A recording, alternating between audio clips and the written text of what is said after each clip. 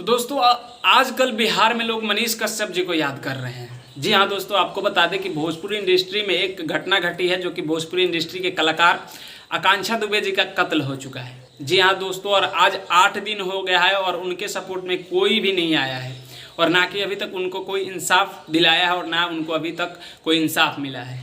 तो दोस्तों आपको बता दें कि मनीष कश्यप जी को लोग याद कर रहे हैं। आपको बता दें मनीष कश्यप जब रिपोर्टिंग कर रहे थे तो हर एक गरीब इंसान के लिए खड़ा होते थे, गरीब इंसान के समर्थन में आते थे और उनको इंसाफ दिलाते थे। तो दोस्तों आपको बता दें कि अभी मनीष कश्यप जी के ऊपर FIR करके उनको जेल में बंद कर दिया गया है, जो कि जेल में बंद इसलिए किया गया है कि वो सच्चाई को दिखाते थे। और आपको बता दें कि जो कि अभी आकांक्षा दुबे जी के साथ में घटना हुआ है, अगर मनीष कश्यप जी होते तो शायद ऐसा नहीं होता।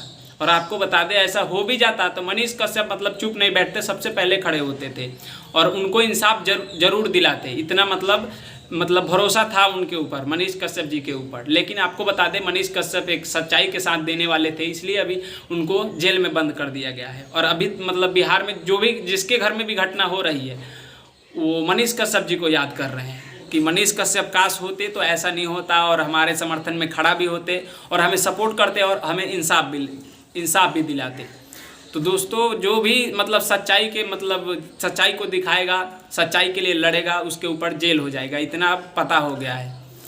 तो चलिए ये था मेरा एक छोटा सा राय, जो कि आज मनीष कश्यप होते तो शायद आकांक्षा दुबे जी के साथ में ऐसा नहीं होता। अगर हो भी जाता तो वो इंसाफ दिला ही देते। तो आप लोगों को वीडियो कैसा लगा है, आप लोग अपना राय नीचे कमेंट बॉक्स में ज़रूर दीजिएगा।